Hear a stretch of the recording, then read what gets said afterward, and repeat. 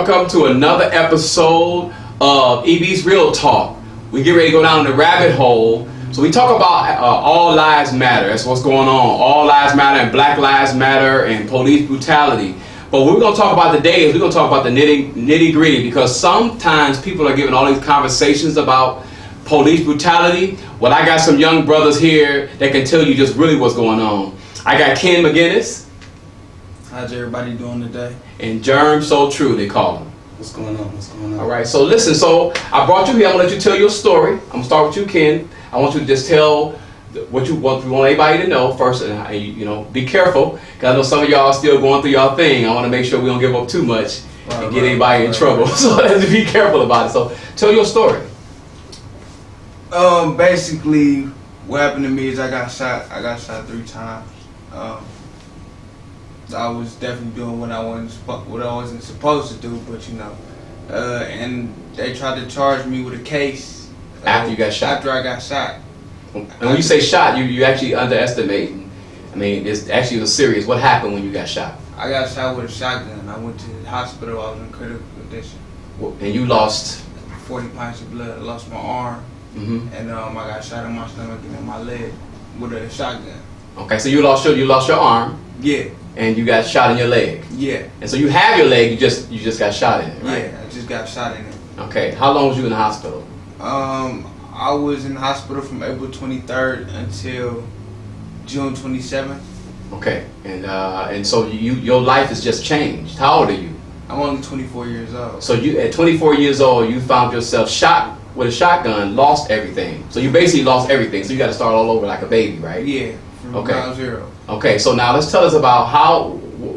Reason why I got you on the show, because I want to talk about something happened after that with the police officer with a charge, prosecution. What happened in terms of basically what happened was I don't understand how, you know, they came to talk to me and let me know what had happened, because I didn't know what happened when I woke up, and then y'all charged me with it, and then y'all don't even know what happened when the case is going on. It's still an ongoing trial at the moment. So you know. Okay. So I'll just I'm not trying to say too much. Right. So they charge you with something. Yeah. Right. They look past all of the injuries and they still trying to charge you with something. And you saying what about the charge? I'm saying I don't know what happened. I don't even remember any of it. But did they let it go because of that? No. No. No. And so right now, what are you facing right now as we speak? No, I'm not facing anything. I'm just waiting on my last court date, but you know. But what was the official charge? Initially, I was looking at 3 years. For trafficking and possession of crack cocaine or heroin. Okay. And so are you at liberty to say whether they found cocaine on you or not? They did find it on me, but basically what me and my lawyer are going through is, how are you going? I'm on the ground bleeding to death, shot up, dying, and you want to know what's in my pockets. Oh, so you went through your pockets with you on the ground. Right. All right. And so right now the case is being adjudicated. You're still in court, so we're gonna stay safe on that. Right. But right now you are sitting up in the hospital right now, and waiting for different operations, right? Yeah, I'm waiting for the one last operation. Then I'll be all right. Yeah. So how's your life? How do you look at things now since that happened to you? What do you, as far as how you look at the law, how you look at, you know, it's not necessarily the law to me. It's life as a whole. I look at life different. Mm-hmm. How different is it? Just because, you know, people don't appreciate life, and you know, just basically people don't understand that the world is theirs. Right. You know what I mean? They don't understand that they have the power to make life what they want it to be. Mm-hmm. And until something drastic happens, or until, you know what I mean, people take life for granted. Yeah, like for granted. But you're a little more focused on that right now, right? Yeah, a lot. So you want to explain what it felt like when you first woke up and realized that you had lost your arm? I was numb. Actually, I didn't realize anything. I just know that I woke up and I had all these tubes in me. Initially, I'm thinking like, what's going on? I got to take these tubes out of me. I get to pulling the tubes out of me and stuff. And you know, next thing I know, a bunch of nurses are rushing in the room. I just passed out by the time they got to me. But you know, it's just a lot of people don't go through things like that. You know what I mean? Those are traumatic experiences, so it has that type of effect on people. What do you think about every day? When you wake up in the morning, what's the first thought that hits your mind? I'm alive. I'm here. I live to see another day. I feel like there's got to be a reason why I'm still here. You know what I mean?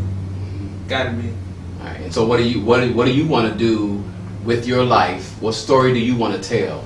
I basically just want to reach back. You know what I mean? Like if there's 20 kids in one room, I at least want to help just maybe that one person out. If I'm good with helping one person out, I just feel like now I gotta help someone else that was going through what I went through. You know what I mean? And so that they won't have to go through that, or you know what I mean, having to change their lives or something. Yeah, the dramatic experiences. So now all the plans, and so you had a plan, you had an idea of doing something. Your dream was to become a game designer. Yeah, I want to do a game design. It's something fun, and you know, I want to encourage a lot of people to have careers. Mm-hmm. And so, what are you looking at as far as that goal now? Do you think you need to change that goal now? No, not really, not at all. You'd be surprised at what kind of prosthetics they have. Yeah, Technology's come a long way. Yeah. Do you find it odd that you have to take great joy in wearing something like a prosthetic? You know, you thinking probably 6 weeks ago you talk about what you're gonna do with big cars, and now you talk about having some attached to your arm so you can easily be mobile. Well, I mean, the one I'm gonna get, it works like my left arm works. It's basically my arm. You just use your nerves to make the prosthetic move all the way down to the fingers. So it's not really, it really doesn't affect me, honestly. I can't say that, you know, I'm alive and I could complain a lot, but I don't. You know what I mean? Because there's nothing to complain about. Yeah, so I am interested in what makes a 23-year-old person, because that happened to you. How long ago did that happen to you? About 6-7 months ago. 6-7 months, and in 6-7 months, do you think you are a totally different person, or you're gradually changing person? I know that I am a totally different person, but at the same time I am human. I'm still changing every day. But the biggest thing that I learned altogether is you gotta do right. You know what I mean? Karma will come back to get you. You know what I mean? And you gotta learn how to live your life in a swell way, in a fashionably. Okay. And so you be happy. Yeah. You know. Yeah. Anything else you want to say? What do you want to say to maybe judicial system? Because right now you're leaning on the systems. You need them. You need a system to take care of you in the hospital. What do you want to say?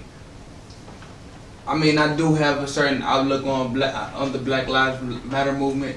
I know everybody understand that Lil Wayne made a comment the other day on Nightline. Nightline, is that what it was? Yeah. And it was just, I don't understand how some people have that outlook on life, on the world as a whole, you know what I mean? And my view on Black Lives Matter is, it's not about Black Lives Matter, you know what I mean? We matter. You got people such as Lil Wayne that are rich, you know what I mean? It's about our judicial system and how because I just watched a video the other day, a man was asleep at the bus stop, and it was the black officer that was antagonizing him, that was harassing him, you know what I mean? And the white guy was trying to stop the black guy. So it's not a white on black thing, it's not a racial thing, it's about how the cops are doing people. And they should have to go by a certain guideline or something, you know what I mean? We need to change it. That's what needs to change. And a lot of people, they're stuck on the race. Okay, but racism has not gone anywhere. Fair to what people think, it's a lot better than what it used to be, but racism will never go anywhere. So I feel like they're looking at race and using race when it's not race, it's the judicial system, you know what I mean? Mm-hmm. But that's politics, you know what I mean? You think it's politics? It's mostly politics. Yeah. Just right 1 second for a minute. So what do you think about what he just said before I ask you about your story? What do you think about what he just said? It's definitely political. Politics control everything we do. So actually, when people act and say that they don't need to know, for example, somebody say, well, politics doesn't really mean anything to me because I'm not a politician, or I'm not this, or I'm not this. But politics play some way, shape, or form in everything. It doesn't matter if you're a judge. It doesn't matter if you're a lawyer. It doesn't matter if you're a politician. It doesn't matter if you're a business owner. It doesn't matter if you are a person working at the bottom of an actual business. You know, politics play into all of that. And I will never forget at the Black Business Expo, David Banner made a point of saying that politicians are kind of like prostitutes. So pimp them. Use them for what they are there for. If they are there to do something for you, then you have to know what they're there to do for you, and you have to make sure that they are doing their job. Otherwise, you get rid of them and replace them. Mm-hmm. So I agree with what he said, and I actually think it goes even deeper than just the basic of what's on the surface. Because if you go deep into a lot of things, it's a lot bigger than I like saying. It's a lot bigger than Nino Brown. So, Jeremy, tell them your story, and then I got a couple questions I want to ask you about that. Tell them your story. All right. Well, back last year, in 2015. I had some individuals that I knew, and we were all tight. You know, we actually were starting to do some positive things and things like that. But I got caught up in an aggravated robbery case with those gentlemen. And the thing was that it was basically a situation where guilty by association kind of came into play. You know, I know these individuals. You know, I lived at one of the addresses, the address that they said, and all of those different things, but I didn't rob anybody or kidnap anybody. Mm-hmm. The thing was, you know, they tried to, the police in so many words, because you're affiliated or associated with some individuals, and because it's 4 black men, it's automatically all 4 of you did something, all 4 of you are guilty, all 4 of you are this. So I fought this case roughly for over a year. I want to say not over a year, but I'm going to say roughly almost a year. It was literally a calendar year. But August in 2015 all the way till August in 2016 when I finally went to trial and got my not guilty verdict. And so you got found not guilty. Found not guilty of all charges. They introduced over 500 pieces of evidence, but the prosecutors still remained, and they still remain as persistent on prosecuting me. They still tried to use any and everything they could try to use against me in any way, shape, or form. And I can't speak on everybody, but I know in certain things, when I went to Euclid City Schools before, I went to South Euclid City Schools before, and they've had situations and programs where the police will come in and they'll say that the police are your friends. So if you go back to that way of thinking, you know, the first thing that a police officer will say is, I'm here to help you, or I'm just here to figure out what's going on. But in so many words, they're not there to do that. They're there because they have a job to do. It's not about protecting and serving what their real job is. It's about capturing and prosecuting. That's what it's really all about when it comes down to it. And people need to understand that, and they need to understand that, you know, when people walk around here, you know, I have a actual friend of mine who I used to work with, who actually is actually an officer downtown, and me and him had a conversation. And when we had that conversation, he said to me, you know, I don't take this job as, you know, I'm Billy Badass per se. I don't take this as I'm, you know, above anybody else. He said, but it's people out here who believe that just because I got this badge on, just because I'm a police officer, I'm this, I'm that, I'm this. And that's really not the case. You know, they used racism, they used anything that they could to try to get me to basically incriminate and bury myself. So I'm going to go out. This is the show where we go down the rabbit hole. So I got to stop you from what you just said. Something. You said that they use racism. Mm-hmm. So what kind of proof can you offer right now that it was a racism thing that they guided toward trying to get you convicted? What did you? The racism aspect of it is like this. If I hate to just bring it up like this, but if a white person was in that same situation that I was in, and they said that I didn't do something, as many times as I said I didn't do something, as many times as I reiterated over and over again, I didn't do this, I didn't do this, I didn't do this, they would have been out the station. But because I was black, and because I knew these 3 individuals, and because it was 4 black people with no records, no prior convictions, no anything, they basically said, let's get 4 for the price of 1. Let's get them to bury one another. And luckily, nobody came up and said my name and anything. Okay. Luckily, everybody stayed to what actually really, whatever they did or whatever it was. But everybody's not that fortunate. But you said that they had 500 pieces of evidence. 500 pieces of evidence. They had all types of evidence just to go over. Like, you got clothes that you say was supposedly used in the robbery. They took some of the clothes back to forensics, but anything that they didn't take back to forensics is the stuff that they've had around in certain areas. So in an area that I'm supposed to be my living corridors is somewhere where they didn't take this back to forensics. Okay. So wait, time out. Why didn't you take that back for forensics to see if that was mine and see if I wore that? So then, you know, I happen to have an attorney who pays attention to detail. Well, hold on. The first attorney, you can say, the first attorney was terrible. It wasn't terrible in the absence of he didn't know the law. It was he plays the game. See, in the court system, it's a game. It's not anything short of a game. It's about palms need to be greased, which you might say that people might say, well, what does that mean? That means money got to be dished out an issue. Everybody got to get paid. So public defenders, you got paid lawyers, you got the prosecution. Prosecution, it could be a team of prosecutors against you. They all can have something different they want to present in your case. But you just got one defense attorney unless you pay for another. So the defense attorney you had before, like we were talking before the show, they were trying to get you to plead to something, right? They were trying to get me to take a deal in which he was basically saying, well, I know you don't have no evidence against you, but I don't think it'll be good for you if you go to trial. I don't think it's a good idea for you to do it. And actually, you know, I'm actually a living testament that I actually almost got pulled in and sucked in. What was you thinking when he said that? When he said that to me, I still continue to question and ask why. Like something that I've always done from even when I was a kid. Always, why?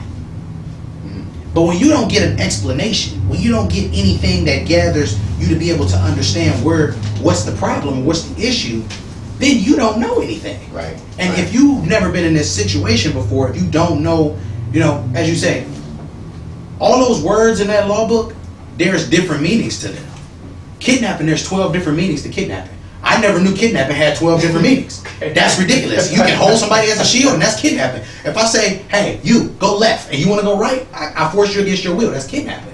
So you was playing semantics with you in this case, and that's why you think that do you think the defense attorney that you originally had had a right or had some reasonable assumption to say to you, take a plea bargain?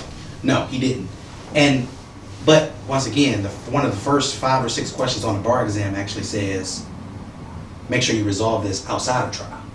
So actually, it wasn't the fact he wasn't doing his job. He was doing his job. But once again, that lawyer is like a politician. He works for me. Pimp him, use him, or let him go. So if you don't like what a lawyer's doing, let him go. Because there's always a lawyer you can find that might fight for you a different way. Yeah, hold on just 1 second. I noticed that when he was talking about the lawyer, you were kind of thinking for a minute. Well, what are some of the things that was running through your mind, Ken? Lawyers are just, I mean, it's a lot of things, but if you read in a lot of certain places, lawyers really don't exist. You know what I mean? Wow, explain that. They're not, you know, really when you go to court, well, it's a lot deeper than what it sounds. It takes me all day to sit here and no, let's talk. Well, give me a version. So let me ask you this. Go ahead. I'm sorry. In a way, they're liars. They're schemers. You know what I mean? They scheme their way into making legit money. They scheme their way. In a nutshell, it's everything they do is legal, but technically they don't. You know what I mean? The bar exam isn't really anything except for something that they created. Okay, and so because I noticed that when he was talking about the defense attorney, you actually went off No, I just my attorney now I had to fire my first attorney because my attorney went to court for me and told my judge that I was in a drug rehab. Okay, so now so right there because it actually Yeah. brings up the point that he brought up. The very first attorney. Yeah, and he didn't even know me because he didn't even come out for me to sign the affidavit. I couldn't attend court. So he sent somebody else to come out and do it. He sent somebody else out. So he didn't even know what situation. He didn't come talk to me. Didn't know what type of situation I was in. And he told them you were in a drug rehab. And what would that have done to your case? Now the judge's initial response was, "Oh, for real, $25,000 bond. Go get him." Was about to send the bailiff to come get me where I was at In the hospital. Yeah, my PO eventually called wind of it and called the bailiff like, "No, y'all can't go get him though." You know what I mean? in rehab, physical rehab. Physical not rehab. Not a drug rehab. Right, not a drug rehab. So, but I mean, my next lawyer, you do have some lawyers that are all for you.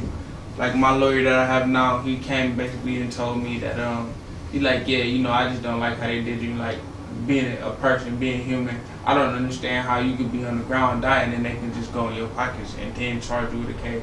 So they went in your pocket. So Yeah. you said something earlier about the lawyer.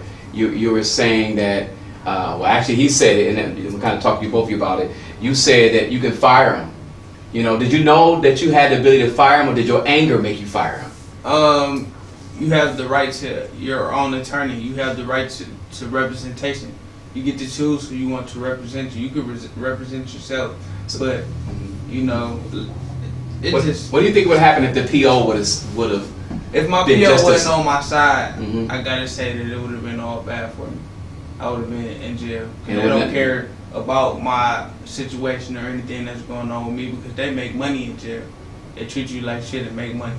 Mm-hmm. So. And so that PO actually was the one that actually saved you from that situation getting worse. Yeah, from that embarrassment, because they weren't going to be able to take me anyway, but it was just the embarrassment of y'all. So y'all just going to come up here while I'm in the hospital and try to arrest me. While you Right. dealing with your new Right. injuries, right? But what do you think about what he just said? You kind of agree with him though, right? When he said that lawyers, he said that the lawyers are. I was actually just looking around the room a little bit, seeing if I could find a collection plate. Hey there, brothers and sisters. This is E.B. Smith. Real Talk is me helping you by giving you information I know you will be inspired to be a greater you. And with a greater you, our communities are better and our world is better. But I want to reach more people. To do that, I need your help. Will you subscribe and share my videos? Tell everyone what we're talking about here on Real Talk. Another way to partner with me, donate $1. That's donating just $1. Go to PayPal and send ebsrealtalk@gmail.com. Go to PayPal, donate $1, send ebsrealtalk@gmail.com. Since we don't like the world we live in, let's change it together. Thank you. Writing a book can be daunting, but once you get past the daunting, there's always the cost of getting it published. And many times that usually holds people up from doing it. Uptown Publishing is offering supporters of EB's Real Talk a wonderful opportunity to have their books published for only $250. That's 75% of the regular standard publishing package price. You supply the book cover art, a synopsis of your book, and your pre-edited manuscript, and here's what you'll get. 100% control of your book, 100% profits from your book, and your own dashboard. That's $250, which is 75% of a regular standard price. 100% of control of your book, 100% of profits. If you're interested in it, go to uptownmediaventures.com. Go to uptownmediaventures.com and go to the Contact Us page and put in EB's Real Talk. Or mention EB's Real Talk via email at uptownliterary@gmail.com. That's uptownliterary@gmail.com. Congratulations to all of you to your future as an author.